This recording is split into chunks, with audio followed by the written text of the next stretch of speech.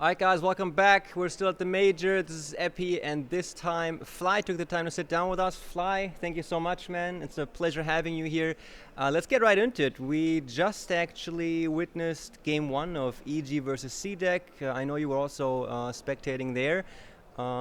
EG took that one. Could you give me your quick thoughts on what you think about the game, how it went and stuff? I think EG had a really good game plan, and I thought that they outdrafted CDEC pretty hard. And CDEC actually made some really good moves to kind of have a chance into the game, but EG just definitely had the better plan, so that's why they won game one. But looking forward to see game two soon. So, from a layman's perspective, it appears that they had the Winter Wyvern, they had Bane to kind of have maybe answers to that very signature style early aggression. Could you perhaps elaborate a bit more on if you think there was more apart from those two picks that you think EG did well in adapting to this game, and also explain a bit what you meant with CDEC adapting to that as well? I think EG had a really nice idea with the whole tiny middle. The thing that was interesting to see is that CDEC actually last picked Dragon Knight because they felt they needed some kind of frontliner in some way to actually finish the game. But they picked that into the Bane Tiny, which basically destroyed any melee hero middle. The Bane with null talisman just keeps hitting you for 1,000,000 damage, and you saw what happened. Basically, the Tiny kept on, the Dragon Knight kept on dying. So I think that was really good for EG. And then they had basically CDEC had to focus on too many lanes. They had to shut down the Doom Wyvern, which was doing a lot of work, and they had to help out middle.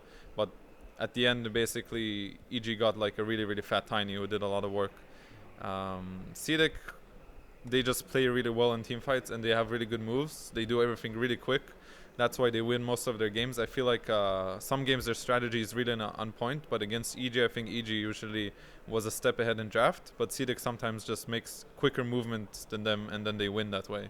So that's what I meant when they had some nice moves. That some smokes were really quick, really nice. They got some pickoffs, but at the end of the day, EG was the better team that game. All right, then let's switch topics and go over to your team's performance in this tournament so far. You came out on top versus Fnatic, and you will be going up against virtus.pro next. I talked to G, and he said apart from the fact that you guys have a very good game understanding, he sees your guys' Tiny Wisp as top of the world, actually. And one thing I did want to ask you about is that he said in an analysis about your guys' playstyle is that you have in your team 4 players that are very experienced in the support gameplay, and then of course you have your carry player who kind of is also, he said, the heroes that he is able to play because he didn't know how versatile, like how many heroes he can play, but the ones that he does play, he just knows how to play very well. Would you say that's a correct assessment? I think it's a pretty good assessment. Of course, thanks to G for calling us, the best Tiny Wisp. That's always a nice thing to hear. I think 3 of us at least are very experienced supports. I think Moon hasn't played enough support to be called one of the top supports, but I know he has done it before, so he has some understanding. But yeah, I think that's a fairly good assessment overall. Yeah, and Miracle, of course, he's very good on the heroes he's comfortable with. He's definitely one of the best. So. And the Fnatic game was actually the best of 1. It was Mineski was the best of 3 came at. Why I wrote on Fnatic was because you had Wisp, Tiny, and Huskar in that match, and that was ridiculous. That was a fun match to watch. Could you talk about how the draft went, if you can recall that and the game a bit? Yeah, going into best of 1s, you obviously don't really know what to expect, and after we had some time to review Fnatic and think about what we want to do against them, and from Fnatic's games, there was no clear pattern of what they actually pick. It changes a lot. The bans and picks they have every game is very different, so we just kind of tried to figure out how they play overall. And then going into the game, we were like, all right, we had some sort of an idea of what we want to ban and what we want to pick, but we didn't actually expect getting Wisp or IO. So when we got that, I was like, all right, insta-picked it. We were really happy because we know that's definitely one of our most comfortable heroes. So pretty much going on from there, the drafts are very standard for us because we played a lot of IO combos, and drafting with IO is something that's really easy for us. So it was pretty easy from there on from our side. and you came out ahead versus Mineski in a best of three. How did you perceive the game or the series in terms of how hard it was for you guys to play in there, and in terms of how successful you were in getting drafts that you wanted? I felt like we definitely figured Mineski out. The first game, it showed mostly that we kind of took away the slaughter that they love running, and we're also very comfortable with it, and we ran the Shadow Fiend, the hero that we're also kind of known for. I felt like Mineski wasn't as prepared for us because they kept on giving us Shadow Fiend, which is something teams usually don't do, and we are once again very comfortable drafting around that hero. So I feel like both drafts we had the upper hand, and we just had to basically be careful of their early aggression where they move around a lot. The second game, for example, the Queen of Pain got a lot of kills, but we kind of stopped the bleeding at one point, got a kill on him, and then we were pretty much snowballing through there. So I think Mineski definitely showed some good plays, but I think they're not there yet.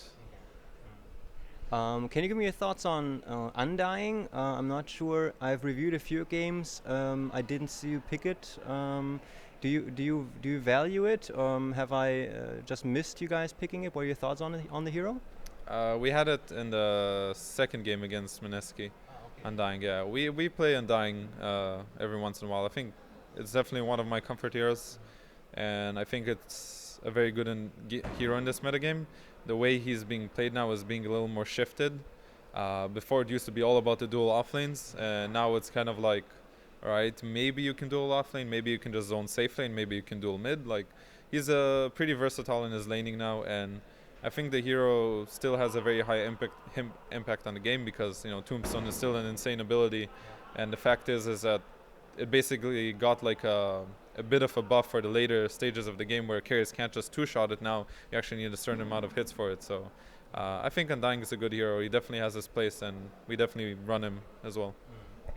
All right, so let's switch gears a bit, talk about team dynamics. Back at the last international, you were on a team that actually placed a lot of emphasis on communication within the team. And as far as I know, you also had someone on your squad that was I heard that you had someone actually in your team that was very much focused on things like communication. We had one person who would help us, basically would listen in on our scrims, for example, and then he would give his input on how our communication was being dealt. So we definitely had some outside help, which he gave some really good points that we could work on. Fortunately, we didn't have enough time to really make perfect use of it, but communication was definitely key. It is for every team, for sure. And I feel like with especially No Tail, for example, I have the impression he's another person that, I don't know, is like a hard person, to put it that way.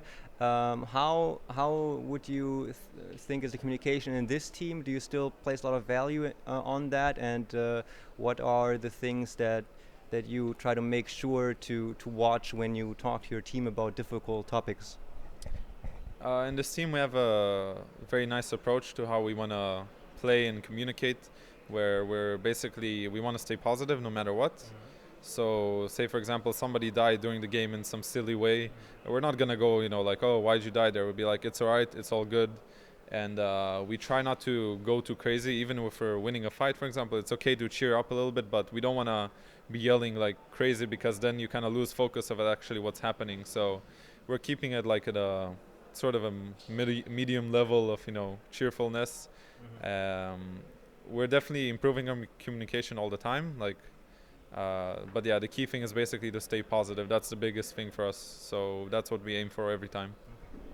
So now the next match will be against the virtus.pro, another elimination best of three. People are very impressed with your guys' performance throughout this tournament. Before we talk about the virtus.pro match, I did want to get that in. Are you satisfied with the way you guys have been performing here? I think we've had a pretty rough first day, but we kind of talked a little bit together, and now we have a better feeling towards the tournament and how we want to play everything. So I think the first day kind of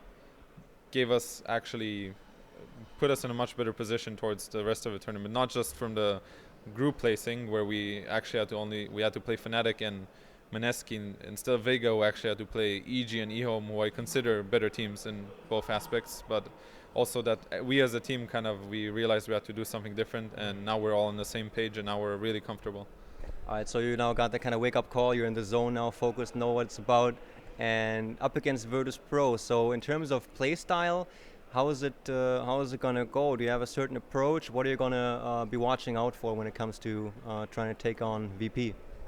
VP is definitely one of the better teams. I think they have really good team play, and G is definitely one of the better mid players. You don't want to really give that guy a good game. He can snowball very heavily. So obviously VP has all their the little niche picks with the Broodmother and the Drow Ranger and all these heroes that they run very well, and that's kind of unique to them. So we obviously have to be we either have to have a plan towards it, or we want to ban it at a certain stage. I can't say what we're gonna do.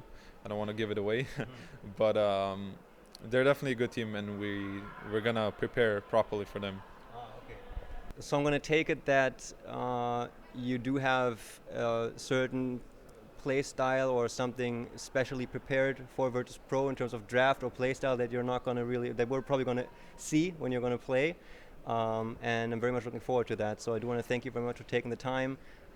Is there anything that you still want to get out there? Any shout outs or anything? Just shout out to Hitbox for supporting us, and shout out to all the fans, and that's it. All right. Thanks so much for taking the time. Thank you guys for watching. I hope you enjoyed. This was Fly from Team OG, about to go up against Virtus.pro. Thanks so much for watching, and I'll see you soon. Bye bye.